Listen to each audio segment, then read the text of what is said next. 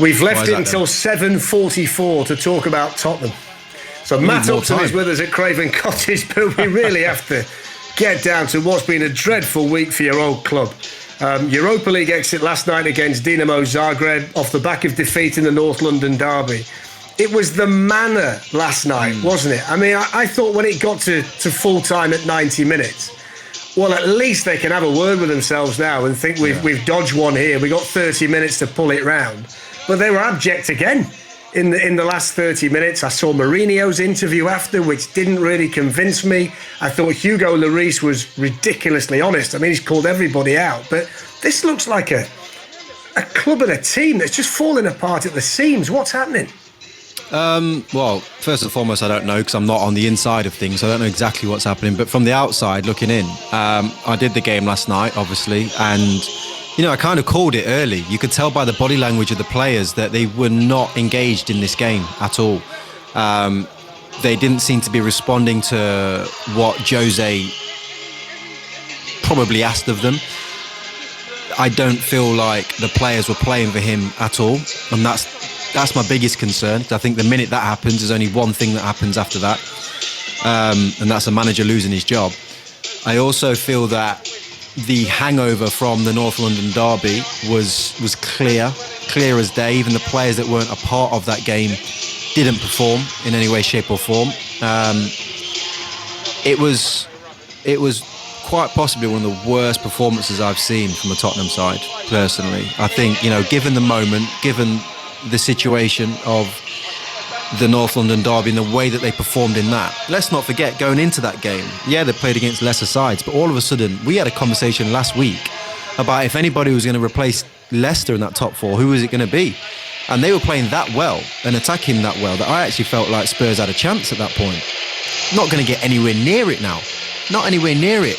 This team and the way they are up and down with their way of playing is massively worrying. And the biggest worrying factor within it all for me is Jose historically has got, he's won his titles, and he's won his titles with teams that have grit, that have got obvious qualities, but their mentality in all of these games, they are mentally strong teams that can deal with these types of moments. The last two games, in their biggest moments in the season, they've completely melted. As individuals, as a team, been nowhere near it. And the question is, whose door does that fall at? Did this team eventually just give up on their manager or not? I don't know. Do you think it's a bad fit in terms of the players for how he wants to play then, Jermaine? Because in terms of you've got a strike partnership that's the best the Premier League's ever seen. Yeah, Matt, it's worthy of winning titles and trophies, isn't it? How good Son did you see that against Arsenal? Together. You didn't see that against Arsenal, did we? None of us saw that. That's what's worrying. But overall this season, it's been pretty impressive between the two of them. But you mentioned about the grit and determination, about how to grind out results. Then that team's not used to, a lot of the players there for me, weren't those type of players. They were very different style of play. That's why he was brought in though, Matt. And essentially he was brought in, and the big talking points around he was brought in was about the mentality of this squad. He wanted to change them into a team of good players, into a team of winners, into a team of believers, into believing they are a big club and a big team now. And they've gone the other way. When he came, he was supposed to be the missing piece, wasn't he? He was supposed to be the man that could take them from top four to trophies, from Champions League finalists to winners. If this is about a rebuild now, then he's the wrong fit, isn't he? Because he's not a rebuilder. The stage that he's at, he wants to go into a club, be the finishing touch, win a trophy, and do it that way. If all of a sudden Tottenham look at this and say, you know what, we've got to start again, that needs a manager with energy, a manager with ambition, needs a manager that wants to do a rebuilding job. That doesn't seem to fit Mourinho. If you were to write a list of things you want for your manager, I don't think you'd go for him, would you? Well, no, I don't think.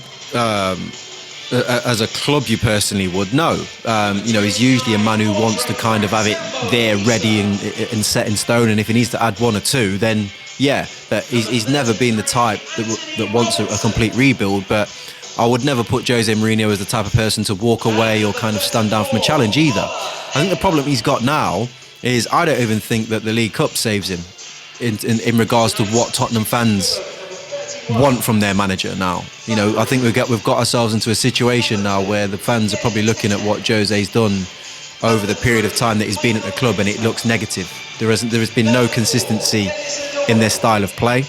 1 minute it's a goal and camp in front of your back four for as long as you possibly can, and then it's kind of like, oh, we'll open up and we'll get Bale playing all of a sudden. Players in good moods, in bad moods. Throughout the whole season, I've never seen so many up and downs in terms of performance of a group of players, and that is not the investment that I think that Daniel Levy put into the club. I don't think it deserved that. I think he invested in the club this year, and he gave Mourinho some weapons to go and cause some problems in the league, and that faith has not been repaid. And not only has it not been repaid, but there's a group of there's individuals now, whether it's Serge Aurier, who was absolutely shocking the other night, or whether it's Dele Alli, who I would say now, from a belief point of view and from a confidence point of view, is probably shot from what Jose's done. Harry Winks you could put into that place as well. He's probably devalued a lot of the individuals that are at the football club as well, on the basis of what they were under Poch in comparison to what they are under him. So, even from a monetary perspective, there's a lot of questions that have to be answered. But whether they stick with him or not that is the biggest question on a lot of Spurs fans' lips now. And if you ask, I would say most of them, I would say 90% of them would say they've had enough. If you kind of look at this big picture too, it's not just about Mourinho, is it? It's about what the squad needs to look like. It begs the question now, what's going on in the mind of Harry Kane? Because he must look at this Tottenham team at the minute and think it's as far away from being competitive to the level that they were being told they would be that it has been since pre-Pochettino. This looks a fair way off getting to Champions League finals and finishing consistently in the top 2 or 3. Does he now have a long, hard look at his situation and have to make the decision whether he wants to be a Tottenham legend and break all the goal-scoring records there, or if he wants to go and win some medals, it looks like he's now going to have to go somewhere else? It feels like that decision day for Harry Kane is really rapidly approaching now. Yeah, look, there's 2 points I want to make here. There's no doubt in my mind that Harry's walking off that pitch last night thinking enough's enough now. That's it. I've given my all to this football club and I'm not getting what I deserve back. I think when the dust settles, there would be an element of calm, and he would probably, he loves that football club. I know he loves that football club. But with his age and how he's playing now, let's be honest, if he goes to Manchester City, in my opinion, he smashes Alan Shearer's record. I've spoke to Al about this, and he's quite happy for him to stay at Tottenham because he knows it's much more difficult for him to get to that record. I thought he might be. Yeah, exactly. But, the other point I just wanted to quickly touch on before we go back to the Harry Kane thing is, people laud kind of Maurizio Pochettino. Tottenham Hotspur did some of the worst right-back business I've ever seen at a football club in letting Kyle Walker go, letting Kieran Trippier go, and letting Kyle Walker-Peters go, and then bringing in Serge Aurier and Matt Doherty. That was done, the majority of that was done on Maurizio Pochettino's watch. So, let's not all kind of sit here and go, let's bring Poch back and so on and so forth. Yes, it was better football, but there was some bad business. Can I challenge that?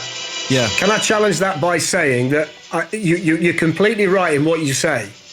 But Pochettino's failings started to come after about 6 years. Mourinho's been there a year and a bit and he's falling apart already. You would expect these kind of problems to come at a football club where he's been there for a while. I don't feel like it's ever really got started. I think Pochettino had kind of run its course. Yeah. Mourinho feels like he's running its course after about 18 months, which is mad, really. But that was always going to be the case. Because Pochettino... Sorry, go on, Matt. Go on. After the work that Pochettino put in for me, I think that was the key moment to look at progressing what that work was. The whole direction changed for me in terms of style of play completely. And Jermaine mentioned about 1 week, the up and down that you're getting, because I think the message changes all the time about how they're approaching games. I think he's very clear about what his skill set is, Mourinho, and we see that in him. But in terms of approaching a game and how to play and how to approach winning a game, it changes per opponent. And I think Pochettino, what everyone loved about that was that he had his philosophy. They were playing in that way. It's the way he believed, and the players adapted to that. And you saw some good results. Okay, they didn't win enough in terms of trophies, but in terms of watching Spurs, it's night and day to what I see now. They're also 13th though, Matt, when he left. and hadn't, couldn't buy a win. It was the end. I think Fletcher's right in regards to that. It ran its course, that team, 100%. And it's I think that's why the appointment of Jose was a tough one for Daniel Levy, because in his mind he had a group of players that were close. That's what he thought, and he thought, well, what ingredient do I need to add to this group of players to make them winners or to get them over the line? And Jose Mourinho seemed like the obvious choice. Now, what has transpired, with regards to the inconsistencies and the way that they have played this year, it doesn't seem like a good fit to me. I don't think it seemed like a good fit to anyone initially, and there was a lot of bumps in the road that people were prepared to accept with regards to kind of the parking the bus type mentality, as long as there was a trophy at the end of it. I think those last two games, were a moment, a bit of a line in the sand for a lot of Spurs fans. I don't think they will definitely struggle to come back and really believe in Jose Mourinho in particular, I think, after those two games, because essentially what has happened falls at his door, and he knows that. And what would make it 10 times worse is if they lost Harry Kane on the back of this season. That is potentially something that could happen here. And not one Spurs fan could blame Harry Kane for walking away and going to chase the dreams of winning a Champions League and so on and so forth, because he's a player that deserves to have those accolades at his disposal come the end of his career. But that is down to Harry. I know he loves the club, and it's probably going to be a tough 6 months to a year for him to do some soul searching, and for the club to convince him as well, by the way, that they can turn things around. Because there's no doubt this is the time now